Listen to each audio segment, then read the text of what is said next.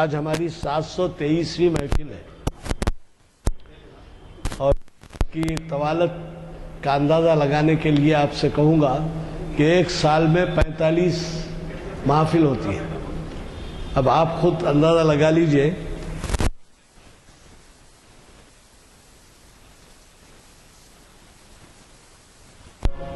تقریباً 16-17 سال سے ہمارے یہ محافل چل رہے ہیں. اللہ کا شکر ہے کہ ان محافل میں ہمیں ایسے علماء نے مخاطب کیا ہے جو بین الاقوامی بھی شہرت رکھتے ہیں اور جن کی صلاحیتیں مسلمہ ہیں. ہماری کوشش یہ رہی ہے کہ اس علاقے میں جہاں کے مسلم آبادی بہت کم ہے لیکن مشن اسکول زیادہ ہیں اور مشن اسکولز میں مسلمان بچوں کی کافی تعداد ہے، تو وہ جو ہے دین سے دور ہیں الا اس کے کہ چند گھرانوں میں ان کی تربیت صحیح ہو رہی ہے. بقیہ گھرانوں میں تو بس آپ اگر ٹیسٹ کرنا ہو تو کچھ 2-4 بچوں سے پوچھ کے دیکھیے، خلفائے راشدین کے نام بھی صحیح نہیں بتا سکتے اور آرڈر میں نہیں بتا سکتے. تو یہ ہماری کوشش رہی کہ اقبال کے ایسے کلام کو جس میں کہ قرآن ترجمہ اور حدیث وغیرہ سے متعلق تاریخ حساب سے متعلق باتیں ہیں. آپ جانتے ہیں کہ اقبال کا کلام کئی پہلو لیے ہوئے ہیں اور ایک معنی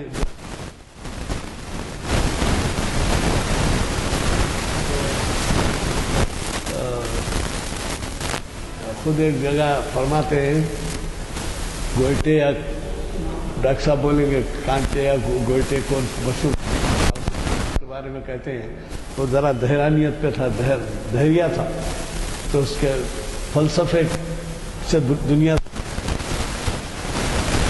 سے اس کے بارے میں انہوں نے ایک شعر کہا، اگر ہوتا وہ مجذوب فرنگی اس زمانے میں تو اقبال اس کو سمجھاتا مخالف عبریت.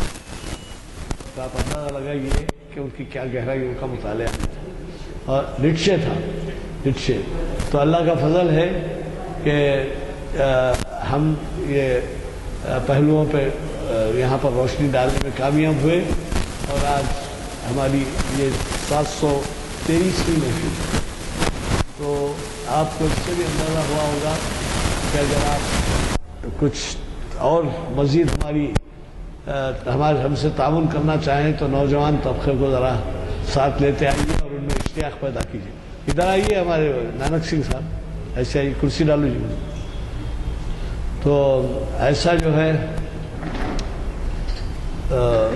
ہمارے لیے ایک غیر معمولی اہمیت کا موقع ہوتا ہے جبکہ ہماری ہفتہ واری محافل ہوتی ہے. اور میرا تو خیال ہے کہ اقبال کی عظمت سے، ان کے کلام کی گہرائیوں سے ہمارے نوجوان واقف نہیں ہیں. کوشش کریے کہ آپ ان کو جو ہے لیتے آئیں اور ان میں بھی یہ ذوق پیدا کریں.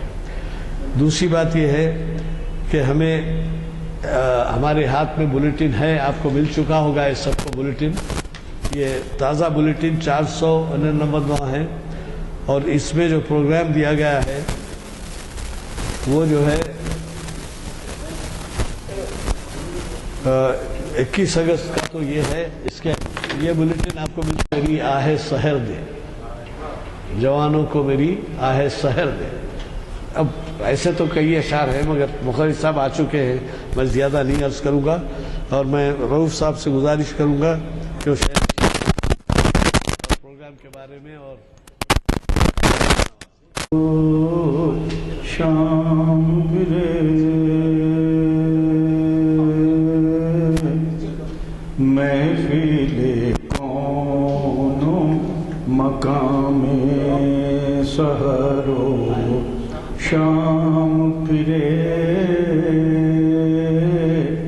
محفل کون مقام سحر و شام پھرے. میں توحید کو لے کر صفت جام پھرے، میں توحید کو لے کر صفت جام پھرے.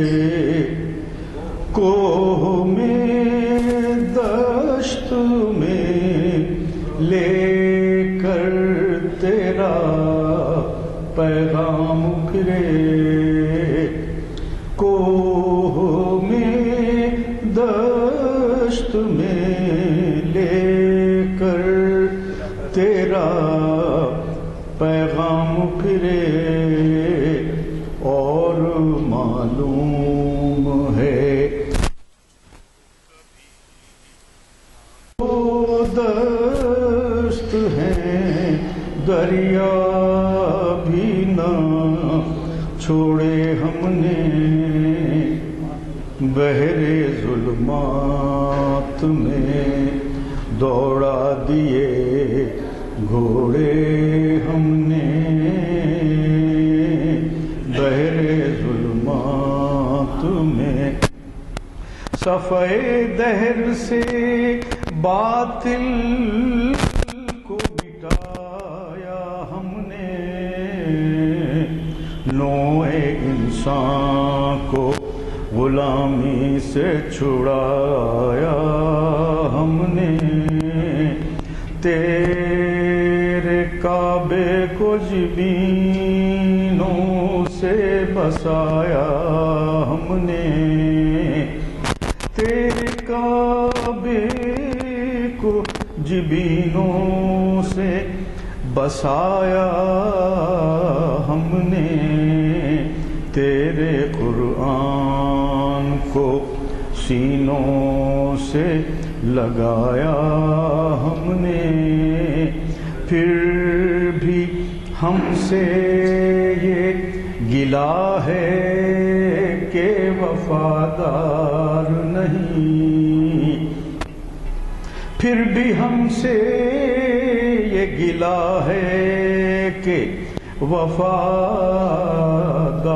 نہیں ہم وفادار نہیں تو بھی تو دلدار نہیں ہم وفادار نہیں تو بھی تو دلدار نہیں محفل کون و مکان۔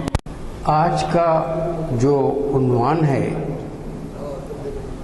اتنا وسیع ہے کہ اس پر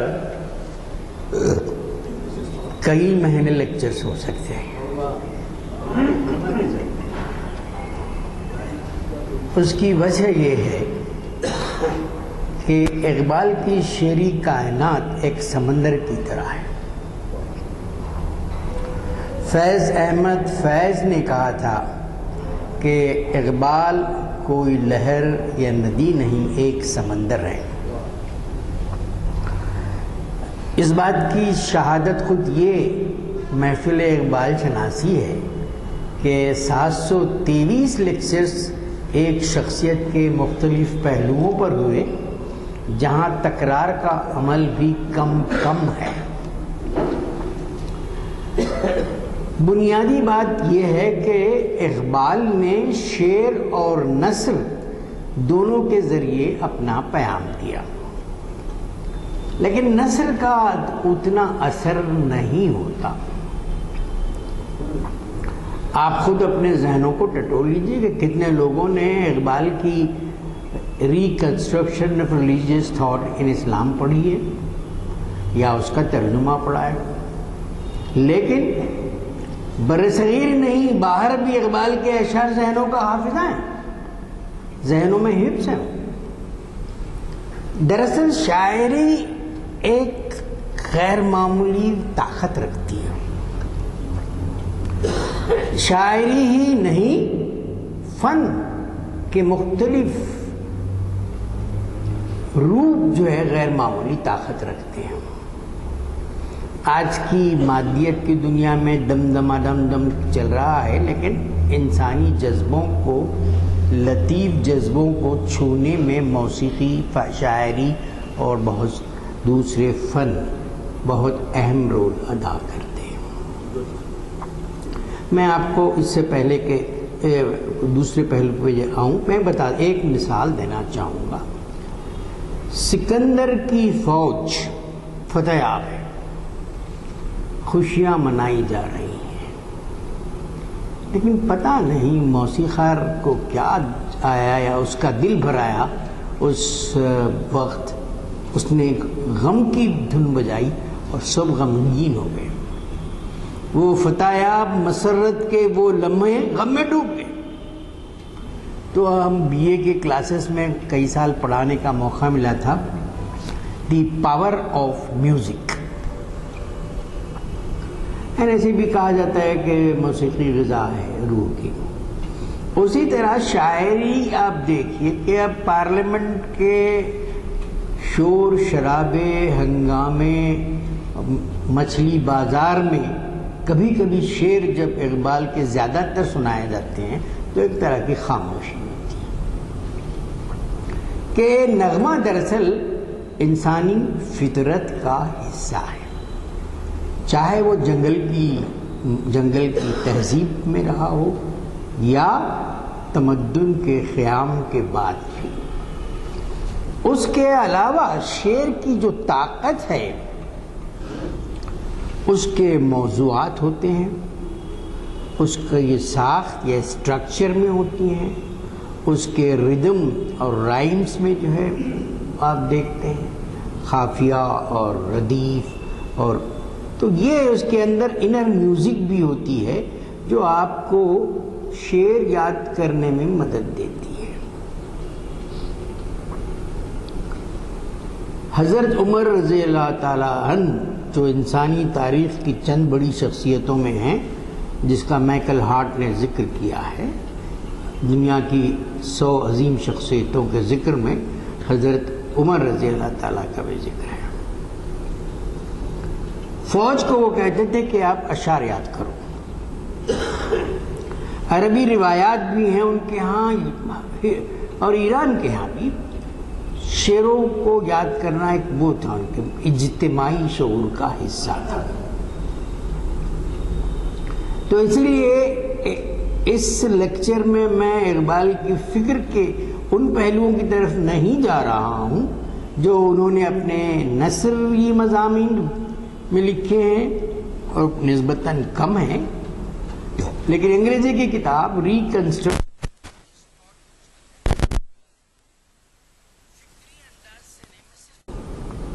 شعر کے ذریعے جتنا آپ متاثر کر سکتے ہیں نثر سے نہیں کر سکتے ہیں۔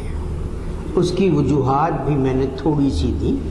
ان کے علاوہ شاعری میں تشبیہات ہوتے ہیں، علامات ہوتے ہیں، استعارے ہوتے ہیں، اور دوسری اور بہت سی جو ہے فنی خصوصیات ہوتی ہیں جو شاعری کو ایک منفرد روپ دیتی ہیں۔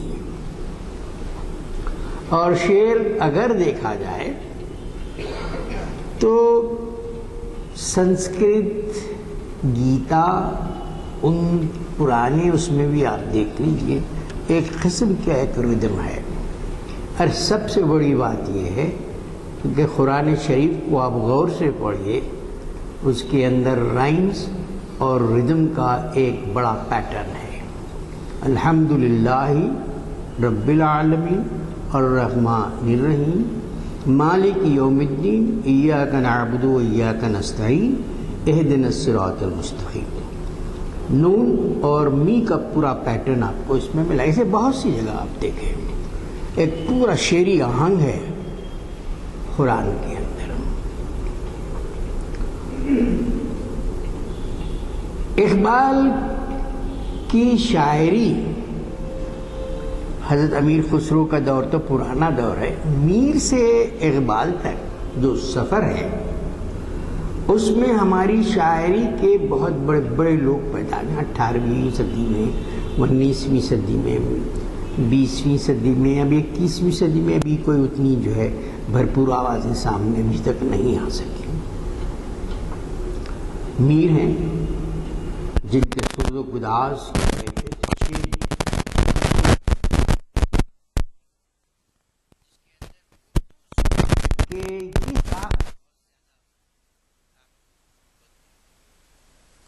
نہیں آ سکتا تھا، ختم کر دیا انہوں نے اس واسطے کہ سماج میں جو اٹھنا بیٹھنا ہوتا ہے انٹریکشن ہوتا ہے وہی دراصل جو اس کو آگے بڑھاتا ہے۔ اب اقبال کی شاعری چونکہ پنجابی تھے تو مولانا حسرت موہانی اور دوسروں نے بغیر نام کے ان پر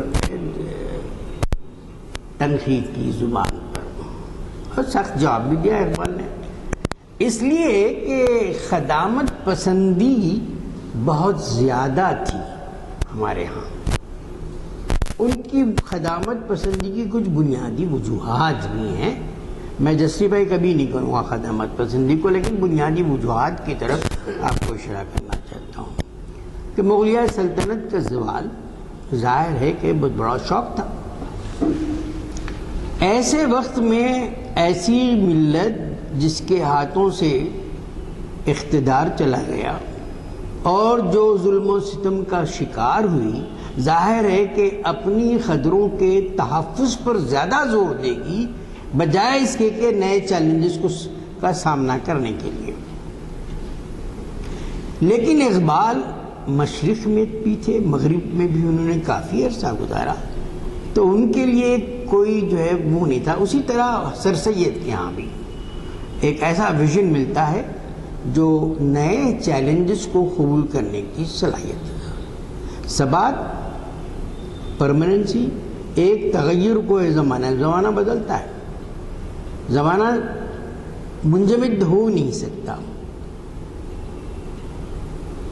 نہرو نے ایک مضمون میں انڈیا اولڈ نیو میں کہا تھا کہ 1500 سال میں جتنی ترقی ہوئی ہے، انہوں نے سائنس اور ٹیکنالوجی اور انٹلیکچوئل ڈیولپمنٹ کے حوالے سے بات کی، انسانی تاریخ میں اس کی مثال کم ملتی ہے، لیکن نہرو کی زندگی کے چراغ گل ہونے کے بعد ترقی کی رفتار بہت بڑھ گئی۔ کمپیوٹر عہد کو آپ دیکھ لیجیے، انفارمیشن ٹیکنالوجی کو دیکھ لیجیے، آپ کی بٹن دباتے ہیں آپ جو ہے وائٹ ہاؤس سے بھی بات کر سکتے ہیں، یا وائٹ ہاؤس کسی کالا ہاؤس سے بھی بات کر سکتا ہے۔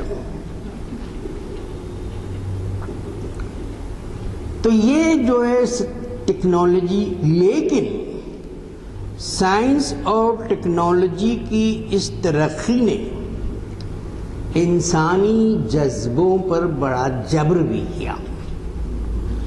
ایک طرف ٹیکنالوجی نے بہت سی آسائشیں مہیا کی، تو دوسری طرف جذبوں کی تہذیب سے محروم ہونے لگے لوگ۔ احساس مروت کو کچل دیتے ہیں آلات۔ آلڈس ہکسلے ایک بہت بڑے رائٹر تھے، انہوں نے ایک پوری ناول لکھی جس کا نام ہے بریو نیو ورلڈ۔ تو اس کے اندر وہ انسان روبو بن جاتا ہے، مصطفیٰ وہ ڈائریکٹر کہ بھئی کیا ہے محبت، کیا چیز ہے، نہیں ہمیں پتہ نہیں ہے، لیٹ اس ٹیسٹ ان دی لیب۔ تو زندگی کے جو ہے یہ رفتار ہے جہاں انسان روبو بن گیا ہے۔ ٹی ایس ایلیٹ 20ویں صدی کی بڑی شخصیت ہے، جو سروے کے مطابق لوگوں نے ان کو سب سے بڑی شخصیت شعری اور تنقیدی قرار دیا۔ تو وہ یہی کہتے ہیں کہ جذبوں کی تہذیب سے محروم ہو جاتے ہیں، اور اقبال اور ان کے ہمسا ایلیٹ نے سخت تنقید کی۔ اقبال کی شعری سفر میں ابتدا میں داغ اور امیر مینائی ان لوگوں کے اثرات رہے۔ داغ کے تو آپ جانتے ہیں صاف چھپتے بھی نہیں، سامنے آتے بھی نہیں، تو یہ چھیڑ چھاڑ جی خوب پردہ ہے کہ چلمن سے لگے بیٹھے ہیں، صاف چھپتے بھی نہیں، سامنے آتے بھی نہیں۔ اس شعر کے اندر جمالیات کا پہلو اپنی جگہ ہے، لیکن اقبال کی فکر اس چھیڑ چھاڑ کی شاعری میں کے حصار میں نہیں رہ سکتی تھی۔ کچھ شعر انہوں نے کہہ دیے، بھری بزم میں، اسی اثر کے تحت، بھری بزم میں راز کی بات کہہ دی، بڑا بے ادب ہوں سزا چاہتا ہوں۔ شاید ساحر لدھیانی نے اس اثر کے تحت ہی وہ گیت لکھا، وفا کر رہا ہوں وفا چاہتا ہوں تیرے پیار کا آسرا چاہتا ہوں۔ امیر مینائی کا بھی مشہور خنجر چلے کسی پہ تڑپتے ہیں ہم امیر، سارے جہاں کا درد ہمارے جگر میں ہے۔ تو ان لوگوں کا اثر رہا ہے۔ ایک اور اثر اقبال کی شاعری پر لسان العصر اکبر الہ آبادی کا ہے۔ وہ جج تھے، غیر معمولی آدمی تھے، ان کے طنز، ان میں ایک ظرافت بہت کوٹ کوٹ کے بھری ہوئی تھی، لیکن وہ مغرب کے سخت دشمن تھے، خلافی نہیں دشمن تھے۔ جیسے سر سید کا جھکاؤ مغرب کی طرف بہت زیادہ تھا، سخت تنقیدیں بھی کی، بعد میں کہا کہ ہم تو خالی ذکر کرتے ہیں سید کام کر جاتا ہے۔ وہ دور ہی کچھ ایسا تھا کہ سر سید کو کچھ مفاہمانہ انداز اختیار کرنا ہو پڑا۔ 1857 کی جنگ، پہلی جنگ آزادی کے بعد جب دلی خون میں نہا گئی تو سر سید نے محسوس کیا تھا کہ کنفرنٹیشن ریزولوشن کا سبب نہیں بن سکتا۔ اس عہد تک اپنی جگہ تھا، لیکن آج ہمارے لیے اتنا معنی نہیں رکھتا۔ اس کے علاوہ بھی سر سید نے بعض تشریحات میں غلطیاں کی، جھول ہے، ظاہر ہے ان کا میدان نہیں تھا، لیکن بہرحال ان کے جذبہ خلوص کو جو ہے پھر رسول اکرم صلی اللہ علیہ وسلم پر جو تنقید ہوئی، اس کا جواب دینے کے لیے تو انگلینڈ گئے، پوری لائبریریوں کو چھانا۔ تو اکبر الہ آبادی لسان النصر ان کے اندر بہت سے جو ہے وہ ہے کیا ہے، کٹی عمر ہوٹلوں میں مرے ہسپتال جا کر، ہوئے اس قدر مہذب کبھی گھر کا منہ نہ دیکھا، کٹی عمر ہوٹلوں میں مرے ہسپتال جا کر۔ پروفائل اپنے عہد کا تھا کہ بدلتے ہوئے سماج میں ایسے بہت غیر معمولی ان کے یہاں طنز ہے، اگرچہ کہ وہ جو توازن ہونی چاہیے بدلتے سماج کا ان کے یہاں نہیں ہے، خدامت پسند ہے۔ اب اپنے بیٹے کو بھی لکھا، انہوں نے خط نہیں لکھا تو عشرت لندن کی ہوا کھا کے بھول گئے ہر چیز، اس طرح سے۔ اقبال ان کا بہت زیادہ احترام کرتے تھے، لسان العصر عمر میں بھی بڑے تھے، سب چیز تھے۔ کچھ اثر وہاں سے انہیں لیا تو ظریفانہ کلام جو اقبال کا باغ درا میں ہے وہ ان اثرات کا نتیجہ ہے، لیکن اقبال کا مزاج ویسے ظریفانہ نہیں تھا، جس کی وجہ سے اکبر الہ آبادی کے اندر جو مزاح اور ظرافت ہے اس کا جو ہے کوئی آپ کو صحیح عکس نہیں ملے گا۔ اگرچہ کہ اقبال اپنی زندگی میں بے شمار جو ہے چٹکلے اور گوسپ کلچر میں بہت کرتے تھے، لیکن شعری جو ہے انداز میں ان کے لیے کچھ نہیں ہے۔ تھوڑا سا حصہ لکھا انہوں نے، بس یوں ہی ہے، جس کے اندر کوئی بہت زیادہ جو ہے اپج محسوس نہیں ہوئی ان کے ظریفانہ کلام میں۔ تو لسان العصر کا اقبال کی شعری کائنات کے یہ اردو کے حوالے سے اثرات ہیں۔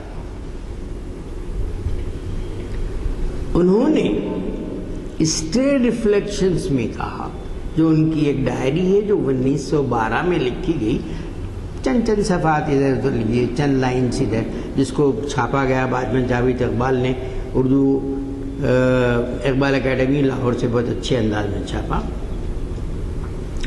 کہ تاریخ انسانی میں شیکسپیئر، بیدل، غالب، براؤننگ، ورڈسورتھ، شاید ملٹن کا بھی انہوں نے ذکر کیا ہو، مجھے یاد نہیں، یہ بہت عظیم شخصیتیں ہیں۔ اس لحاظ سے ان پر فارسی کے اثرات بھی ہیں اور انگریزی کے بھی۔ ظاہر ہے کہ انہوں نے اپنے آپ کو بہت بڑی شخصیت جلال الدین رومی کا مرید کہا ہے۔ 1000 سال کی تاریخ میں چند شخصیتوں کو چننے کے لیے جب کوفی عنان جو سیکرٹری جنرل تھے اقوام متحدہ کے، تو انہوں نے 7ویں نمبر پر 1000 سال کی تاریخ میں مولانا روم کو رکھا۔ اقوام متحدہ نے 2008 میں مولانا روم کا سال منایا، کیونکہ محبت اور عشق کی جو کیفیت ہے انسانوں کے لیے، اس کو بنیاد بنا کر جو کیا۔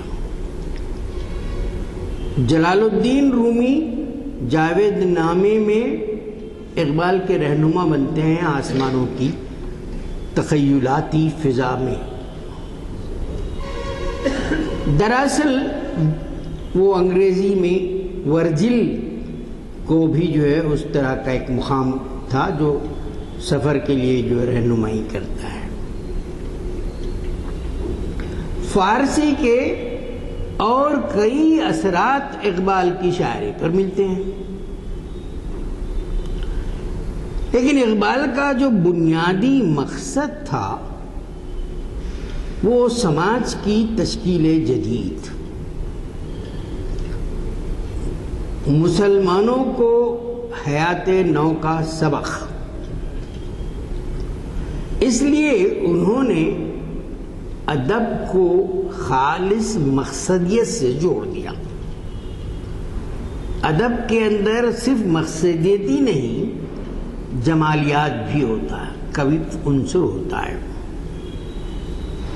امریکہ کے مشہور شاعر رابرٹ فراسٹ نے کہا تھا کہ شاعری مسرت سے بصیرت تک کا فاصلہ ہے،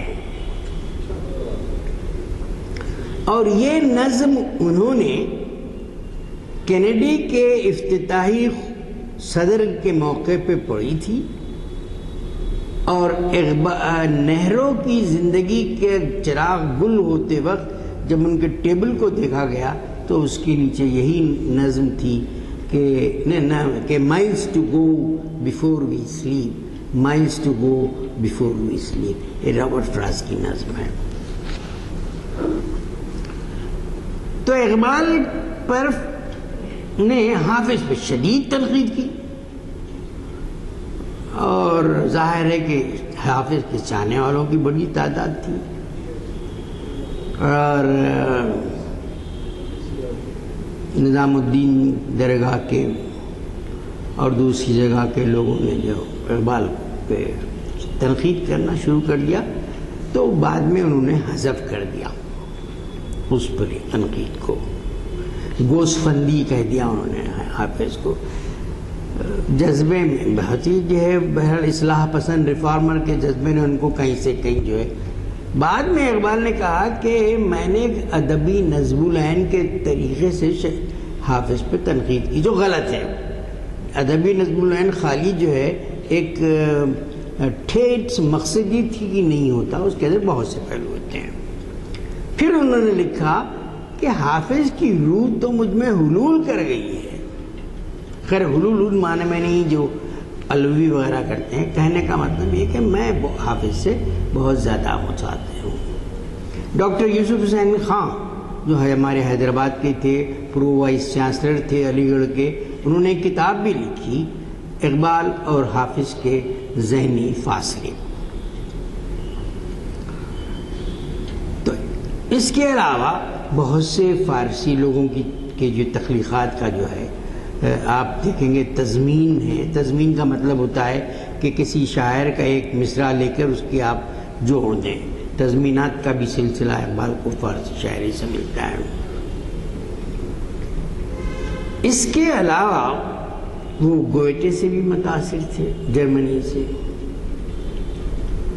جرمنی سے انہوں نے پی ایچ ڈی کی تھی۔ دراصل یہ ان کا مقالہ کیمبرج یونیورسٹی میں داخل کر دیا گیا تھا دوسرے لیول کے لیے، لیکن وہ پی ایچ ڈی کی وہاں کچھ الگ ابھی صحیح انداز میں شروعات نہیں تھی۔ وہ خط لے کر میونخ جاتے ہیں، وہاں یہ سبمٹ کرتے ہیں، اور بعد میں اس کی بازیافت ہوئی، ان کے اس کی جو ہے درانی صاحب نے بازیافت کی کہ ان کا وہ مقالہ کیمبرج سے نکالا اور دیکھا تھوڑی سی تبدیلیاں تھیں، اور ابھی چھپنے سے پہلے انہوں نے مجھے بتایا تھا، میں اقبال اکیڈمی میں ان کو بلایا تھا کہ وہ عثمانیہ یونیورسٹی آئے تھے۔ گوئٹے بہت بڑا آدمی تھا، اتنا زبردست آدمی کہ مشرقی ادب کو اس نے مغرب تک جو ہے روشناس کرایا۔ انہوں نے آنے کے بعد جو ہے اپنے خطوط میں عطیہ فیضی کو لکھا کہ یہاں دل نہیں لگ رہا ہے، اس آنے کے بعد ہوتا ہے آدمی جو دوسرے معاشرے سے آنے کے بعد ڈس اورینٹیشن کا سلسلہ ہوتا ہے، جی چاہتا ہے کہ پھر وہ گوئٹے کے خبر کے پاس جاتے رہوں، شام میں ہم لوگ جاتے تھے، یہ کرتے تھے۔ گوئٹے نے حافظ کے زیر اثر مشرقی دنیا کو جو ہے روشناس کرایا مغرب سے، اور اقبال کا پیام مشرق اسی سلسلے کی ایک کڑی ہے جو وہ پیام مغرب انہوں نے لکھا تھا۔ بہت بڑا جو ہے ڈرامہ بھی انہوں نے، مارلو نے بھی لکھا تھا، انہوں نے بھی فاؤسٹ ڈرامہ لکھا جو شیطان اپنی روح کو بیچتا ہے، اس پس منظر کے بارے میں۔ لیکن ایک بہت بڑا کام انہوں نے کیا، اتنی اچھی نظم لکھی رسول اکرم صلی اللہ علیہ وسلم پر جرمنی میں کہ یہ ایک بہت بڑی نہر ہے، آ رہی ہے تازہ شاداب، اور ساری جو ہے چھوٹی چھوٹی جو ہے نہروں کے جو سلسلے اس سے آ کے ملتے ہیں۔ بہت خوبصورت اور پاورفل نظم ہے جو انہوں نے حضرت محمد مصطفیٰ صلی اللہ علیہ وسلم پر لکھی گوئٹے نے۔ تو اس طرح سے آپ دیکھتے ہیں۔ اب پھر جہاں تک ہندوستانی پس منظر ہے، انہوں نے کافی اثر قبول کیا۔ بھرتری ہری کا وہ مشہور شعر آپ کو یاد ہوگا کہ کیا ہے وہ بھرتری ہری کا شعر، نازک برگ پتیاں، یاد نہیں آ رہا وہ شعر جو ہے، وہ ایسا ہے کہ جو ہے مرد نازک پر کلام نرم و نازک بے اثر، ہیرے کا جگر، یہ بھرتری ہری کا شعر ہے۔ یہ بھرتری ہری کے جذبوں کو انہوں نے شعر کا روپ ڈالا۔ اسی طرح دوسرے اثرات بھی ہیں ان کے ہاں۔ تو اقبال کے ہاں یہ جو شاعری کے سرچشمے ہیں غیر معمولی اہم ہیں۔ جہاں تک کہ موضوعات کا تعلق ہے، اتنا بڑا تنوع اردو شاعری میں کسی کے پاس نظر نہیں آتا۔ غالب نے نفسیاتی گہرائی گیرائی کے ساتھ فرد کی تو بہت سی باتیں کی، لیکن اجتماعی ایشوز یا مسائل کو کسی اور نے نہیں پڑھا اردو شاعری کے پورے سفر میں۔ انہوں نے اگرچہ کہ کلاسیکی سانچوں ہی کو استعمال کیا، کوئی فنی بڑی تبدیلیاں سانچوں میں نہیں لائی، زبان میں لے آئی، لیکن غیر معمولی چیزیں انہوں نے لکھی۔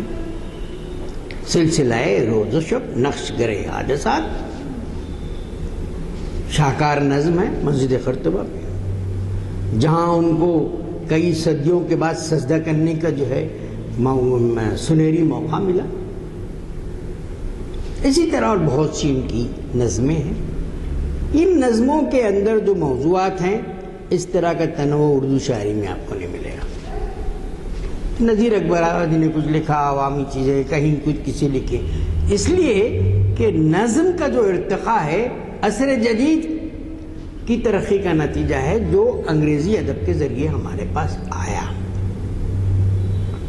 لیکن ہمارے ہاں غزل صدیوں سے رچی بسی ہوئی ہے، اور اب تو ہمارا غزل کا اثر پوری دنیا کے مختلف گوشوں میں پہنچ گیا۔ بعض امریکن شعراء جو ہے، ایڈنا بہت اہم شاعرہ تھیں اور انہوں نے بھی غزل لکھی، اور ان سے بھی گفتگو رہی. ہندوستانی ادب کی مختلف لینگویجز پہ غزل کا اثر ہوا. اقبال نے غزل کو اسی انداز میں نہیں برتا. لوگوں نے سخت تنقید کی ہے، کیا کر رہے ہیں، غزل کے فارم کو توڑ رہے ہیں، غزل اور نظم کی سرحدوں کو توڑ رہے ہیں. ڈاکٹر فرمان فتح پوری نے کہا یہ نئی تخلیقی قوت ہے، لیکن علیہ مسرور نے کہا کہ غزل کے آداب کے منافی ہے. لیکن بعد میں سب نے اتفاق کیا کیونکہ انہوں نے نئی زبان دی غزل کو. ڈاکٹر وزیر آغا کی بہت اچھی کتاب ہے اردو شاعری کا مزاج، کافی جو ہے اس میں انہوں نے کہا کہ یہ جو عطا ہے اقبال کی جدید شاعری کو، نظم میں بھی ہے اور غزل میں بھی ہے، اور یہ ان دونوں کے نقیب ہیں. ٹی ایس ایلیٹ نے 4 کوارٹرز میں I am refining the language of the tribe کہا. اقبال نے کر دکھایا، اپنی لینگویج کا پورا نقشہ بدل گیا. زبان کے تخلیقی امکانات ہیں، نئے لفظیات ہیں، پرانی لفظیات کی نئی کیمیا گری ہے، alchemization of words.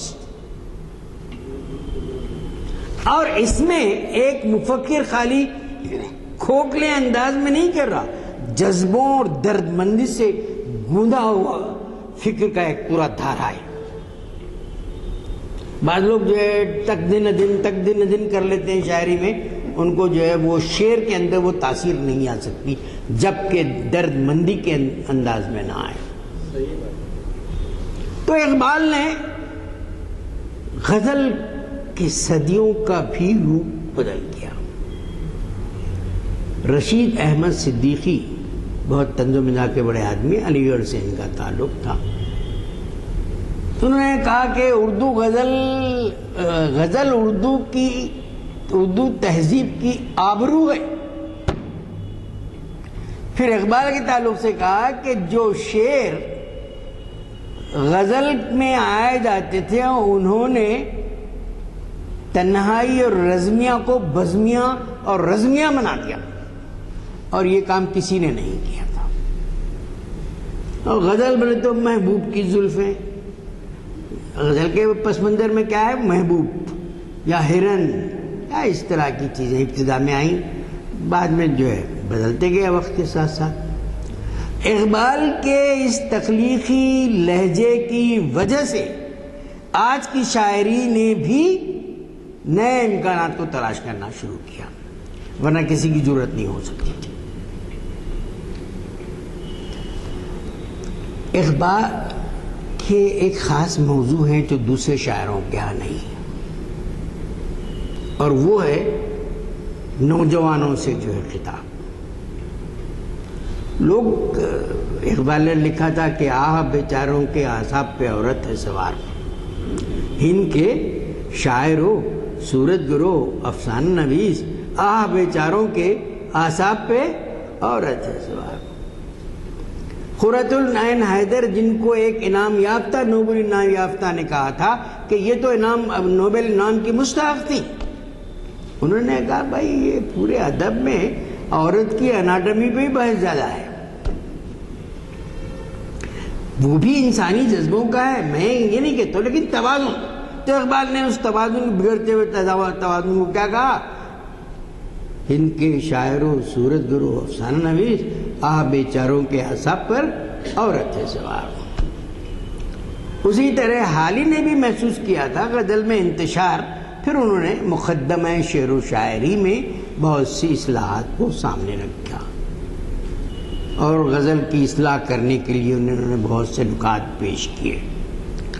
تو ادب میں میں جو بات کہہ رہا تھا کہ بہت کم شعراء کے ہاں ایک خصوصی تقاطب نوجوانوں سے برائے نام شاعری جو آپ کر گئے. اقبال کا جو ہے شباب اپنے لہو کی آگ میں جلنے کے نام، جوانوں کو میری آہیں سیر دے، خدا تجھے کسی طوفان سے آشنا کر دے.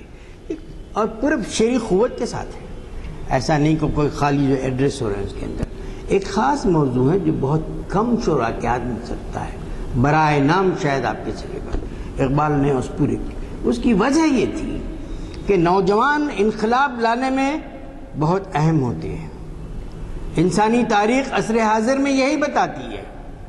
ویتنام کی جنگ نوجوانوں کی وجہ سے رکی جب سڑکوں پہ نوجوان آئے. فرانس کا تعلیمی نظام عسکر رفتہ تبدیل ہوا نوجوانوں کی وجہ سے. کہیں ناکام بھی رہے چائنا میں، اور آپ جانتے ہیں کہ تلنگانہ کے پس منظر میں نوجوان ہی سامنے ہے، تحریک ناانصافیوں کے پس منظر میں. بہرحال اس کی وجہ یہ ہوتی ہے کہ نوجوان کرپٹ نہیں ہوتے، ورنہ ہمارے پاس کرپشن تو دلدل کی طرح ہے.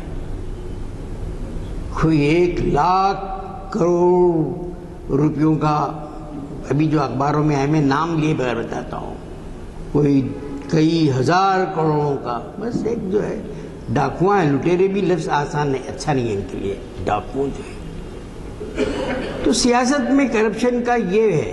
تو نوجوان جو ہے چونکہ اس چیزوں سے دور رہتے ہیں، ملوث نہیں ہوتے، نئے جذبہ ہوتا ہے، نیا خون ہوتا ہے، نیا وگر ہوتا ہے، اور جذب کرنے کی صلاحیتیں بھی ان میں زیادہ ہوتی ہیں. تو اقبال کا ایک خصوصی جو ہے تقاطب نوجوانوں سے بھی ہے. ہمارے ہاں کیا ہے کہ بچوں پہ نظم لکھنا ہے، جو ادب کا بہت بڑا حصہ نہیں ہے. کہ اقبال اتنے بڑے شاعر ہو کر بچوں کے لیے انہوں نے نظمیں لکھی، نوجوانوں کے لیے انہوں نے نظمیں لکھی. ان کے خطوط میں خود اپنے بیٹے جاوید اقبال سے کہا کہ جو ہے تم کو چاہیے کہ جو ہے یہ گراموفون وغیرہ کی جو وہ نہ کرے فرمائش، غریبی میں اپنا نام پیدا کر.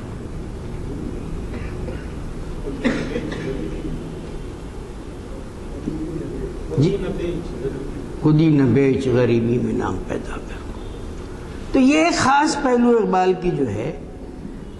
اب میں وقت شاید کم ہے، آخری میں بتانا چاہتا ہوں، کیا ہمارے لیے اقبال اب بھی معنویت رکھتے ہیں؟ یہ بنیادی سوال ہے. کیا کلام اقبال کی ابھی بھی عصری معنویت ہے؟ کیا فکر اقبال کی اب بھی عصری معنویت ہے؟ اقبال نے کبھی یہ نہیں کہا کہ مجھے جو ہے میں تو صرف چراغ منزل ہوں کہا. انہوں نے کہا کہ راستہ ڈھونڈو، میں آپ کو راستے کے نشاندہی کر رہا ہوں، میں راستوں کو روشن کر رہا ہوں، تم آگے جاؤ. اور بنیادی طور پر ہر نسل کو اپنا راستہ خود تلاش کرنا چاہیے. لیکن اقبال نے بھی یہاں ہماری رہنمائی کی. ایک جگہ کہا کہ میری تمام سرگزش کھوئے ہوں کی جستجو. پھر دوسری جگہ کہا کہ کریں گے تازہ بستیاں آباد، کریں گے اہل نظر تازہ بستیاں آباد. دونوں پہلو کی طرف ان کی نظر ہے. انہوں نے اسٹے ریفلیکشن میں کہا اے مین شوڈ نو ہز پوٹینشیلٹیز، خود ہی جو ان کی شاعری کا مرکز ہے، اینڈ آلسو دا لمیٹیشنز. انسانی شخصیت کے ارتقاء میں یہ دونوں پہلو جو ہے. تو کلام اقبال کی بہت سے پہلو اپنی جگہ معنویت رکھتے ہیں، اور بہت سی چیزیں جو ہیں ہمیں ہوتی ہیں. لیکن کوئی بسا اوقات بعض باتیں ایک تحریکوں کے دور میں، احتجاج کے دور میں چلتے رہے ہیں، وہ اس کا اثر دوسرے انداز میں آ سکتا ہے. جیسا مولانا آزاد کی تحریریں تھی، احتجاج کی وہ پر لئے تھی، لیکن بعد میں دوسرے. تو ہنگامی ادب کی ایک نوعیت اپنے وقت تک کی ہوتی ہے، اس کے بعد نہیں. لیکن اقبال کے ہاں ہنگامی ادب کی بہت زیادہ مثالیں نہیں ملیں گی. جو بات بھی انہوں نے کہی اس کے اندر ٹائم لیس ایلیمنٹ زیادہ ہے. ان کی شعری کائنات یہ وسیع تر کائنات کو سمجھنے میں، اس کی تفہیم میں ہمارے لیے معاون ہے اور رہبری کے فرائض انجام دیتی ہے.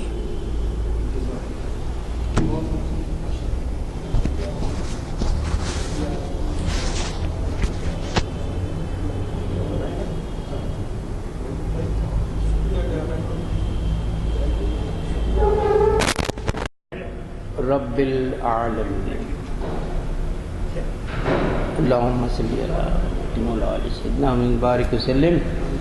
رب اشرح لی صدری ویسر لی امری واحلل عقدۃ من لسانی یفقہوا قولی۔ ربی یسر ولا تعسر وتمم بالخیر۔ اے پروردگار عالم، ہم یہاں جو جمع ہوتے ہیں، کلام اقبال کی کو سمجھنے میں ہمیں توفیق دے، شعور دے، اس سے لوگوں تک تیرے پیغام کو پہنچانے میں، کیونکہ انہوں نے کہا کہ تیرے پیغام کے سوا انہوں نے کچھ نہیں لکھا۔ آج ملت اسلامیہ کئی ممالک خون میں ڈوبے ہوئے ہیں۔ خدا وہاں کے لوگوں کو توفیق دے کہ انسانی زندگی کا احترام کرنے کا سلیقہ سیکھیں۔ اے خدا، تو نے بتایا کہ ایک انسان کی موت سارے انسانیت کی موت ہے، لیکن فوجی درندے کئی ممالک میں مسلمانوں کے خون سے کھیل رہے ہیں، اور کچھ خاموش سازش میں بیٹھے ہیں۔ اے اللہ، سب کو توفیق دے کہ امن عالم کے لیے وہ لوگ جو مشرق میں بھی رہتے ہیں، وہ لوگ جو مغرب میں بھی رہتے ہیں، ان سب کو توفیق دے عالم انسانیت کے فروغ کے لیے، کیونکہ اس دھرتی پر امن بہت مسائل میں گھرا ہوا ہے۔ امن کے نام پر جنگیں ہوتی ہیں اور سڑکیں انسانی خون سے بھر رہی ہیں۔ اے خدا، تیرے بندوں کو توفیق دے، ہم میں صلاحیت دے کہ عدالت، صداقت، شجاعت کا تیرے دیے ہوئے پیغام سے سبق حاصل کر کر پھر اس دھرتی کی امامت کر سکیں، قیادت کر سکیں اور امن عالم کو نئی راہ بخش سکیں۔ ربنا تقبل منا انک انت السمیع العلیم وتب علینا انک انت التواب الرحیم۔ صلی اللہ تعالی علی خیر خلق محمد وعلی آلہ اصحابہ اجمعین برحمتک یا ارحم الراحمین۔